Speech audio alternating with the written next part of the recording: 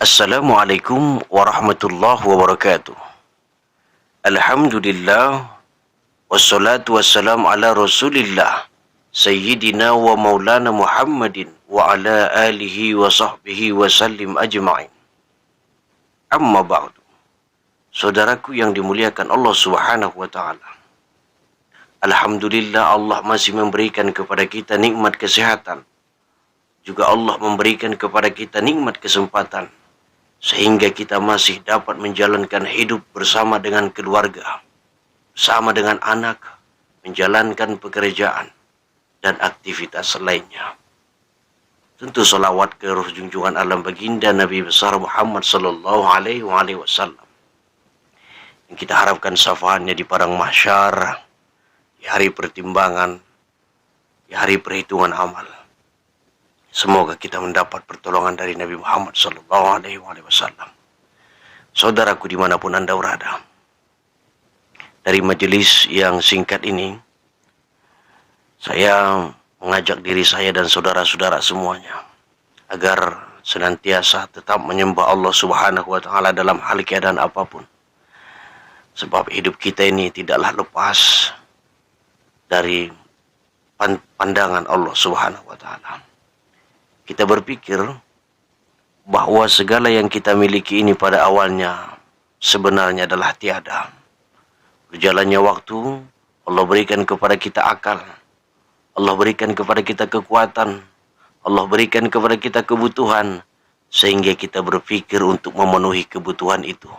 Bahkan kita mencari yang lebih dari apa yang kita butuhkan. Hal itu adalah merupakan nikmat daripada Allah Subhanahu wa taala. Tetapi jika semua itu membuat kita lalai dalam artian kata, disebabkan segala yang kita miliki menjadikan kita lupa kepada Allah, maka segala yang kita miliki itu akan menjadi musibah, akan menjadi azab dari Allah Subhanahu wa taala. Tidak di dunia, di kehidupan akhirat segala sesuatu akan diperhitungkan dengan rinci oleh Allah Subhanahu wa taala. Tsumma latus'alunna yawma idzin 'anin na'im. Akan ditanyai segala apa yang pernah kita nikmati. Apa saja yang pernah kita nikmati akan ditanyakan oleh Allah. Jikalau umur, dalam satu riwayat dijelaskan, tidaklah bergerak langkah kaki setiap orang sebelum Allah menanyakan umurnya. Kemana dia pergunakan umur itu selama dia hidup? Apakah umur ini kita habiskan hanya untuk mencari kehidupan dunia seperti yang saya sebutkan di awal? Sekedar mencari kebutuhan saja? Apakah umur ini hanya kita habiskan begitu saja? Apakah di antara umur kita tidak ada yang menyembah Allah Subhanahu wa taala? Tidak ada yang mengagungkan Allah? Tidak ada yang mengingat Allah Subhanahu wa taala?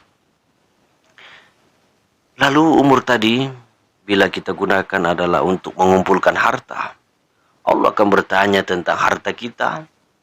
Dari mana kita ambil? Kemana kita gunakan? Ini yang sangat sulit. Ini yang sangat berat. Dan ini yang akan banyak menjadikan seseorang susah di hadapan Allah kelak. Saudaraku yang dimuliakan Allah Subhanahu wa taala, innad dunya la'ibun wa lahun. Dunia itu adalah permainan dan sandiwara semata. Saudaraku yang dimuliakan Allah Subhanahu wa taala, pada inti dari semua pengetahuan membawa kita kepada puncak tauhid, yaitu pengenalan Allah Subhanahu wa taala. Kita berpikir, bagaimana mungkin kita bisa ada di dunia ini kalau bukan karena Allah Subhanahu wa taala? Kalau kita berkata dengan orang tua kita juga dijadikan Allah Subhanahu wa taala terus dari orang tuanya sampai kepada Nabi Adam. Lalu kita bertanya lagi, bagaimana dunia ini bisa ada? Apakah dunia ini ada dengan sendirinya?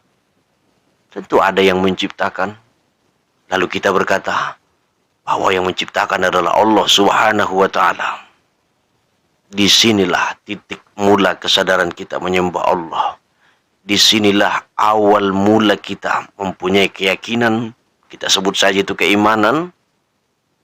Oleh karena itu, benarlah bahwa Allah Subhanahu wa taala ada dan nyata.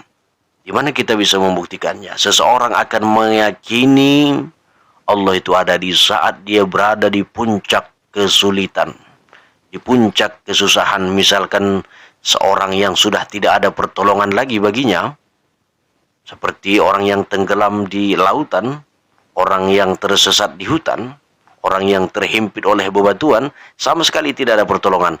Disinilah tanpa diajari pun lahir nur yang di dalam hati, nur yang mengetahui Allah Subhanahu wa taala. Dia akan berucap, "Ya Tuhan, ya Allah, tolong aku.